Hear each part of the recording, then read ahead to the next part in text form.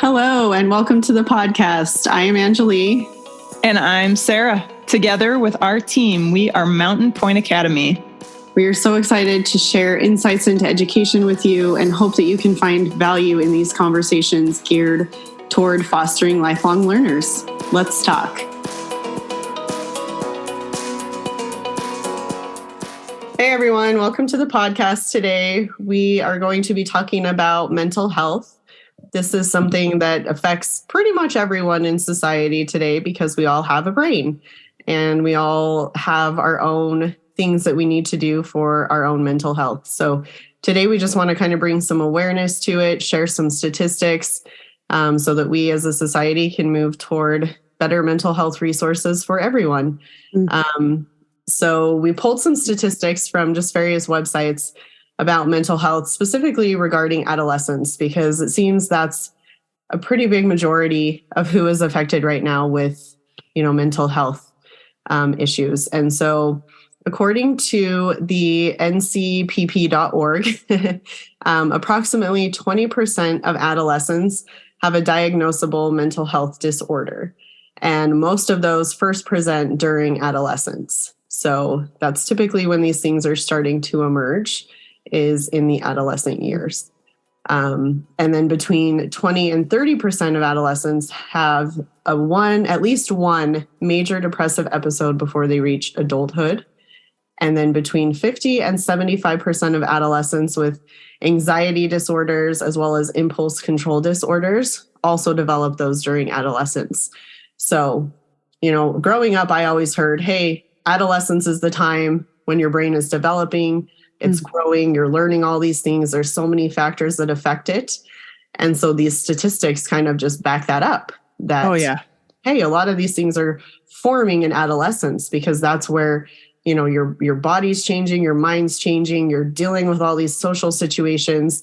And that's really kind of what is at the root of mental health. Mental health is really just our emotional, our psychological, and our social well-being. So those three things are what are going to affect how we think, feel, and act. And so it makes sense that this is where a lot of those things are emerging. Yeah. Totally. Those numbers are staggering. It's like, if you're thinking of those that have something that's diagnosable, 1 in 5, like 1/5, that's diagnosable. That's not even considering people who are struggling and are maybe flying under the radar. So you're right. This affects really almost everybody, right? Like at one point in time, we're feeling anxiety. We're maybe having bouts of depression and things like that. So just bringing awareness, because a lot of people are afraid to talk about it or feel like they're the only ones that are going through whatever it is they might be going through or feeling the way that they're feeling. But that couldn't be further from the truth.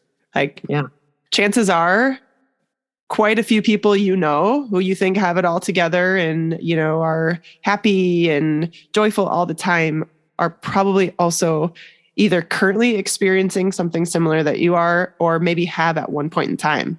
So awareness is huge. And that's really just, it's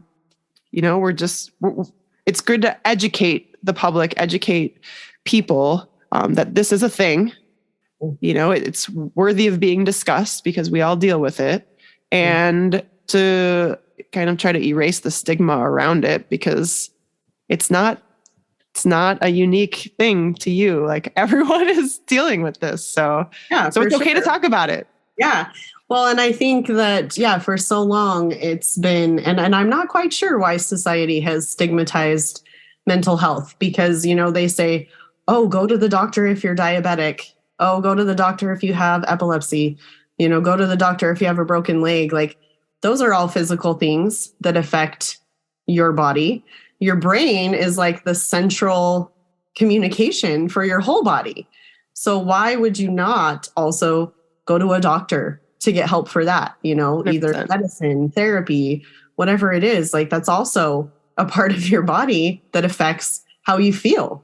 And same with you can't function if you're low on insulin and you're diabetic. Same thing. If your brain is not feeling healthy and you're just so worn down, you're depressed, you're anxious, that's triggering a lot of things in your body. So why would you not get help for that? Right.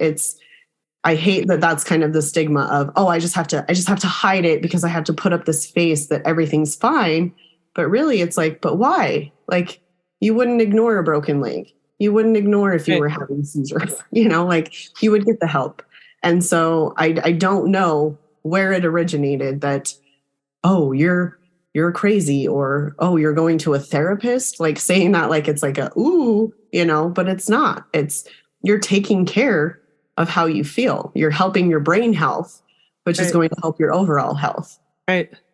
And yeah, no, that's 100% right. We work with residential treatment groups and partner with other, people that help coach those who are struggling with mental health. And so there are many different avenues that you can seek out to get the help you need.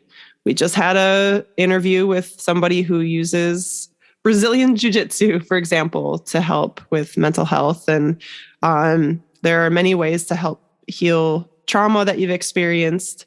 But really the bottom line is start by reaching out to somebody. Don't try to solve it all on your own. You don't need to. You don't have to. There are people out there that have experience helping people that are struggling with mental health. So utilize those resources. They can give you some really great tools for coping, things that you haven't thought of. That's why they're in the profession, and you can try different things until you find something that seems to work for you. But really the first step is, I think, just reaching out and not being afraid of that stigma or afraid of somebody thinking differently about you, Yeah. Well, yeah. And when somebody asks how you're doing, you can be real with them, right? Like, I know we tend to, oh, I'm fine. When in reality, it's like, oh, but all these things are happening and I feel alone. Open up about that and be that friend who can be there and ask. And, I know it's hard to, especially when situations escalate to the point of, someone taking their life, we reflect back and think, oh no, what more could I have done? How could I have been there? You play those what if questions out in your mind. And so I think, just being present, being aware, and some of the things that might kind of help you recognize or trigger something, like to help identify what's going on. If you're hanging out with your friends and suddenly they lose interest in things that they used to enjoy, like all of a sudden I'm just going to stay home. I don't want to go do this, but that's something they loved and they thrived at, right? Or they have low energy, they're not sleeping well, they're avoiding the social activities, or they're kind of excessively overeating or dieting. There's self-harm, they're starting to use drugs or alcohol, and they're starting to engage in more risky behaviors. Those are kind of things where it's like, hey, let's talk about it, right? And I recently participated in what's called a QPR training. It's offered through the QPR Institute as well as other various locations. But basically, QPR is kind of an acronym like CPR, right? If somebody stops breathing, you perform CPR. If you're having conversations with someone that you feel might be suicidal, we apply QPR, which basically stands for question, persuade, refer. And something that kind of really stuck with me, which I feel like, again, is not being addressed in society because it's the stigma of, oh no, if I say this, then I'm going to plant the idea, right? But basically, you kind of confront that person and say, hey, are you thinking of taking your own life? And just flat out asking them, which I know can seem scary for a lot of people because, again, I think we're wired to think, oh no, if I ask that, I'm going to plant an idea. I'm going to plant a seed. But really, it's just bringing awareness and opening up the door for them to have that safe space to talk. Because like you mentioned, Sarah, I think people think that there's nowhere to go. There's nowhere to talk to. I'm in this alone. Who's going to listen? Who's going to care? But if you're there to be sensitive and aware and ask, they're going to be like, oh, hey, this is a safe space. They care. Now I can talk about it. And then you can, persuade them to get some help, refer them to someone that would be a good resource for them. And it's actually a really powerful training, just to, help bring awareness to it and make it so that you're equipped to kind of have those conversations, because I think it is a little scary to be like, oh, but hey, this is like a real thing. And what if, I say something wrong or I do something wrong? But I think just providing that space for someone to have a safe space to talk is a huge part of it. 100%. And it seems like nowadays we have so many people in our circles, or maybe that we're just acquaintances with through social media. And at times it's like we're so overly connected, but yet we're lacking real connection. So noticing when a friend is struggling and reaching out to them personally can go a long way. And if you're somebody who doesn't know where to turn, doesn't know what to do, there are resources out there. There are hotlines, suicide prevention and crisis hotlines. Mm-hmm. If you feel like you need to talk with somebody, but you don't have anybody that you feel like, that you can go to, there are resources out there. So just reach out to somebody.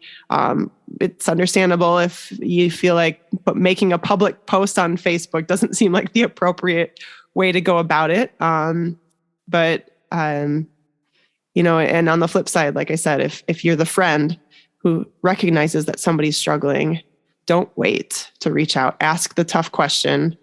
Like Anjali said, we have in our mind that if we ask a tough question, if somebody's thinking about taking their life, that it's going to plant that idea. But man, it couldn't be further from the truth. Somebody just needs to know that there is hope there and that somebody cares and, wants to help you get the help you need. So don't be afraid to ask that question. I feel heard and seen. And, just to kind of preface, so that QPR training that I went through, I would recommend it for anyone, especially if you're working in education or just anything you're dealing with adolescents, especially. It was super powerful. That was my interpretation of it. I'm sure I left out important aspects of it.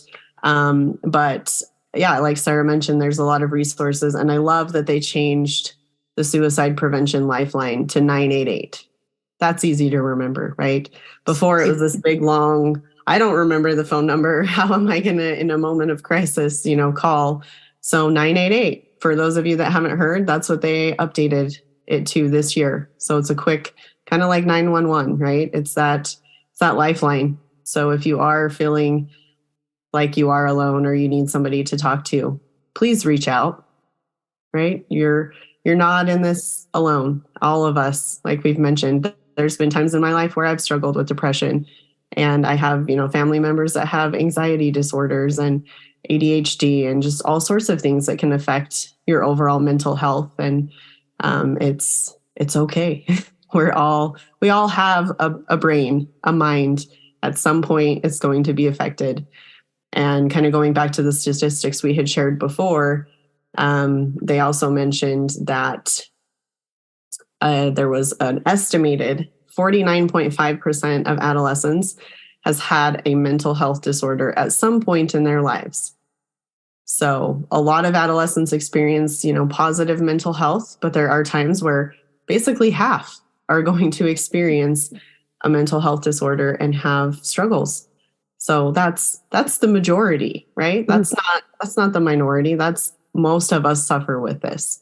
And so it's time we have those conversations and check in and destigmatize mental health, because it is something that at one point, if it doesn't affect you in your individual self, it will affect you at some point, whether it's a family member or a best friend, or, for parents, if your child struggles with it, there's at some point you're going to cross paths with that. And so having an open mind and being able to just recognize that it's real will go so much further in helping those that are struggling feel seen and heard and know that they're valued.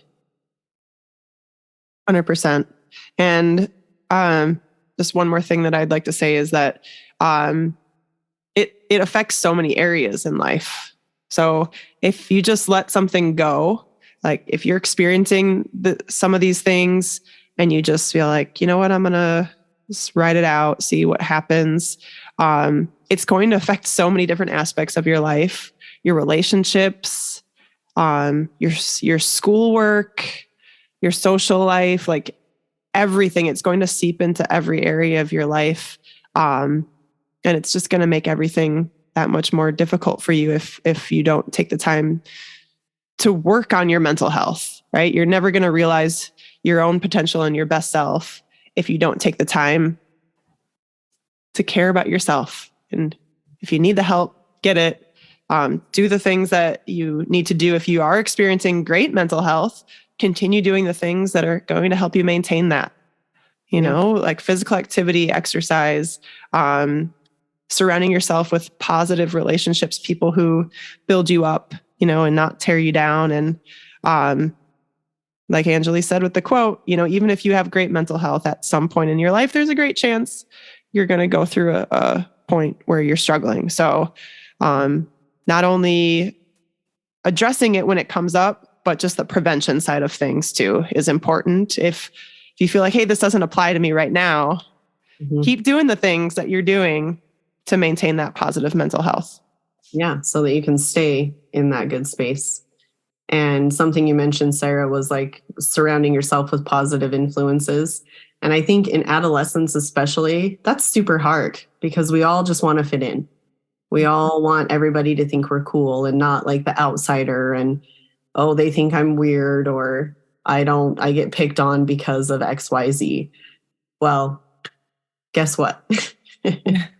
It's when people are bullying or belittling you or putting you down, it's because they have their own insecurities that they are projecting onto you.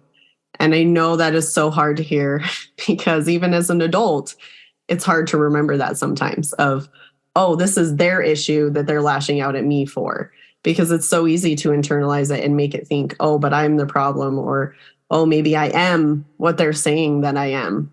But really, that's not what it's about. They're the ones that are suffering. They're the ones that have insecurities.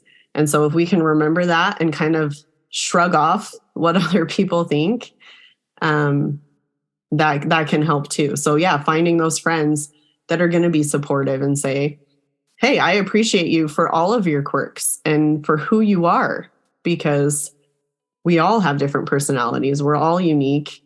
And if we can find those that support us and uplift us in those versus putting us down or making us feel bad about how we are, I think that will just help as well. 100%. So. Yeah. So if this talk resonated with you and you feel like you could use some resources or, just want to reach out to somebody, you can always reach out to us. But definitely, utilize those hotlines if you're feeling like this is an emergency situation for you. The help is out there. Please reach out. Yeah, and we'll include those in the show notes as well, so you can kind of see those resources. But join us next week when we'll be back talking about all sorts of topics. So thanks for listening. Thanks for listening, everyone. We hope you have enjoyed today's episode and you learned a bit more about the power of education. If you liked this episode, be sure to share it with your friends. Our goal is to get the rising generation excited about lifelong learning so they can continue to improve their quality of life, not only through formal education, but through the love of learning by exploring their talents, passions, and dreams. And if you have a student or you are a student, be sure to continue to listen for exciting Career Day episodes to help you figure out what you want to be when you grow up. And if you are on the fence about online learning or aren't sure if it's the right fit for you or your student, we are doing free consultation calls at mountainpointacademy.com/let's chat. Thanks for joining us, and we will see you next week.